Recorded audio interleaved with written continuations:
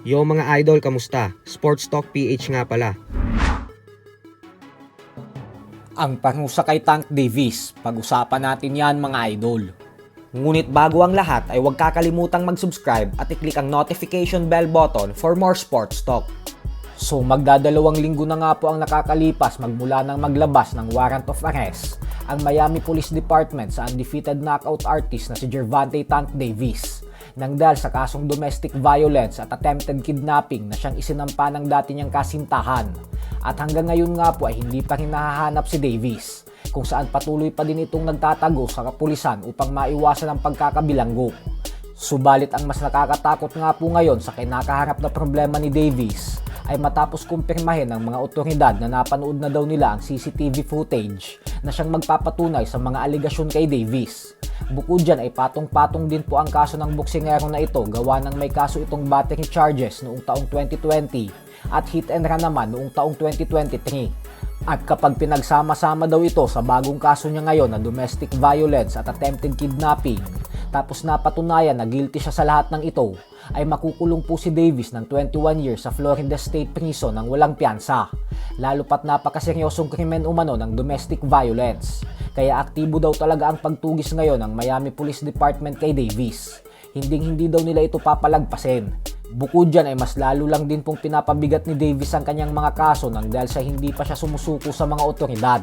Kaya nagsisimula ng magsuspetsa ang mga fans na baka daw bago pa maglabas ng warrant of arrest ay natunugan na ito ni Davis at tumakas na ito sa ibang bansa. Habang ang kanyang matalik na kaibigan naman na si former 4 Division Champion Adrian Broner ay nagbigay ng payo kay Davis kung saan sinabi ni Broner na kahit ano daw ang mangyari ay wag na wag daw susuko at magpapahuli si Davis sa mga pulis. Sa kabilang banda naman mga idol ay umaapaw po ng husto ang kumpiyansa ni Ryan Garcia na magiging isang ganap na world champion na siya sa susunod na buwan sa oras na matalo niya ang current WBC welterweight champion Mario Barrios.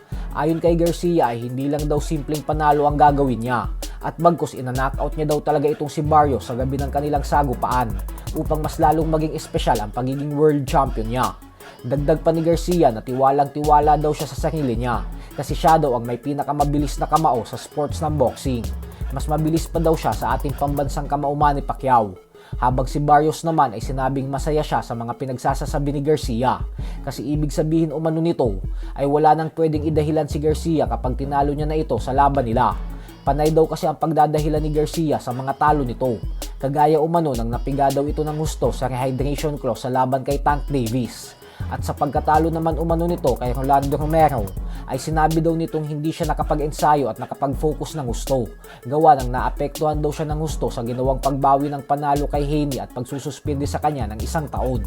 Kaya giit ni Barrios na sana lang daw ay sa ngayon ay pag natalo niya si Garcia ay magpakalalaki na ito at tanggapin ng tapat ang pagkatalo at wag na wag nang magbibigay ng kahit anong pangdahilan. So hanggang dito na lang po muna tayo mga idol.